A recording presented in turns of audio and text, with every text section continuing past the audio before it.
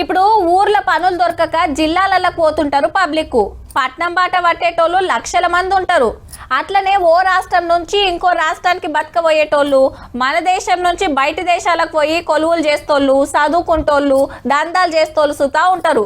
కానీ ఎవ్వరు ఎక్కడికి పోయినా అక్కడి రూల్స్ పక్కా పాటించాల్సిందే, లేదంటే అసలు కేసర్ వస్తుంది గిట్లా. ట్రంప్ గారి కొత్త వార్నింగ్ ఏందంటే నెల రోజులల్లా అమెరికాకు బాయ్ బాయ్ చెప్పి వెళ్ళిపోవాలి, లేకుంటే మెడలు పట్టి నూకేషుడే.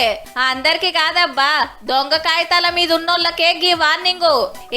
ఏమైతుందని 30 రోజులైనా అట్లనే ఉన్నారనుకో, దొరకబట్టి రోజుకు 86,000 ఫైన్ వేస్తారు. ఆశ్రమం అయితే జైల్లో పెడతారు కూడా. ఒకళ్ళ విమానం టికెట్ కొనడానికి సుతా పైసలు లేకుంటే డిస్కౌంట్లు ఇప్పిస్తారట ఆఫీసర్లే. ఇంకేదన్నా సాయం సుతా చేస్తారట పుట్టిన దేశానికి పోతానికి.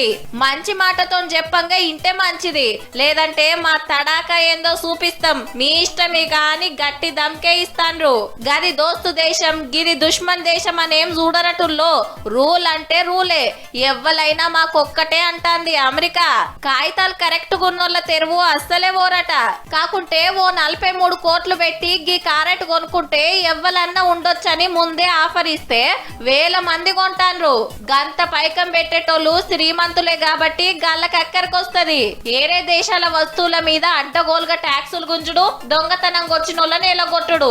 చల్ గిదేం తరీకా అని అమెరికోళ్ళే రోడ్ల మీదకి వచ్చిన ట్రంప్ సార్ అయితే అస్సలు తగ్గుతలేడు పో.